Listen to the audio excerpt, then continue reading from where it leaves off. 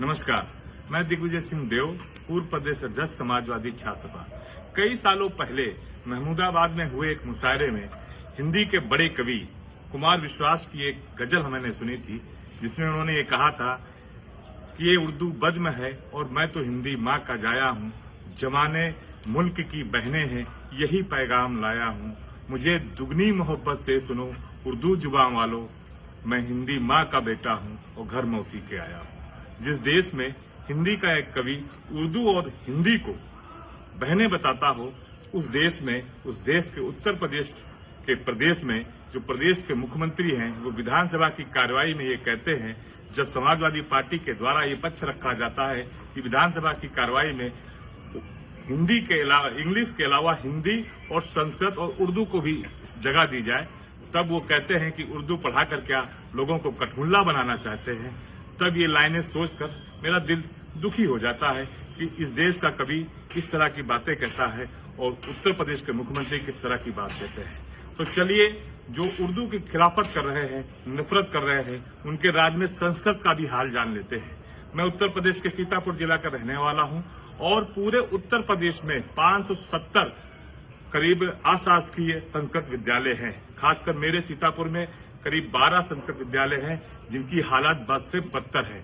मैं एक लिंक भी शेयर करूंगा अपने पोस्ट के साथ, जिसमें आप देखेंगे कि एक साल पहले की एक खबर में अमर उजाला के द्वारा जो एक खबर दिखाई गई है, जिसमें ये बताया गया है कि बहुत सारे ऐसे विद्यालय हैं जिसमें शिक्षक के साथ साथ अब छात्र भी नहीं बचे हैं। और भौतिक रूप से चाहे सीतापुर का कमलापुर हो, चाहे रेवसा हो, ये दोनों संस्कृत विद्यालय मैंने खुद अपनी आंखों से देखे हैं, जो जीर्ण सी अवस्था में है, कभी भी खंडहर के रूप में ढह जाएंगे, लेकिन न वहां कोई छात्र है, न कोई शिक्षक है। उत्तर प्रदेश में बनारस में स्थित संपूर्णानंद संस्कृत महाविद्यालय जो है, विश्वविद्यालय जो है, पूरी दुनिया में संस्कृत का एक केंद्र माना जाता है। इस संस्कृत विश्वविद्यालय में उत्तर प्रदेश में जब माननीय अखिलेश यादव जी की सरकार थी, तब करीब 100 करोड़ की बड़ी ग्रांट उत्तर प्रदेश की सरकार के द्वारा इस विश्वविद्यालय को दी गई थी, जिसमें एक बहुत बड़ा अच्छा सा भवन बनाया गया है। ये बातें जो मैं कह रहा हूं, सिर्फ आपको बताने के लिए कह रहा हूं। अगर आपको सच्चाई जाननी है तो सच्चाई आप संस्कृत विद्यालय जाकर संपूर्णानंद पता कर सकते हैं। और जो विद्यालय मैंने संस्कृत के सीतापुर के बताए हैं, आप कमलापुर जाइएगा, कमलापुर बिल्कुल मेन हाईवे पर विद्यालय है, सीतापुर के लोग जानते होंगे। ठीक उसी के साथ रेवसा एक क्षेत्र है, वहां का विद्यालय भी आपको दिखाई देगा। तो उत्तर प्रदेश में जो संस्कृत के हाल है, उसके बारे में उत्तर प्रदेश के मुख्यमंत्री जी क्या कहेंगे। और मैं सभी समाजवादी साथियों से बात कहना चाहता हूं कि जो भी हमारे समाजवादी संगठनों के पदाधिकारी हैं, अपने जिलों में जाकर संस्कृत विद्यालयों के हाल बताएं।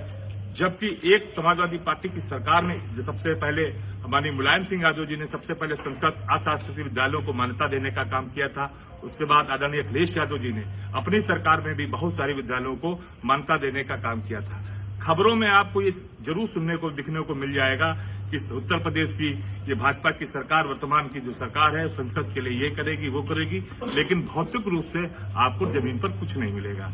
आप सब इस बातों को ध्यान से सुनिएगा। और खासकर मैं समाजवादी पार्टी के जो नौजवान पदाधिकारी हूं, आपसे अनुरोध करता हूं कि अपने जिले में, अपने कस्बे में जो संस्कृत विद्यालयों के हाल है, इन वीडियो के माध्यम से लोगों के सामने लाएं।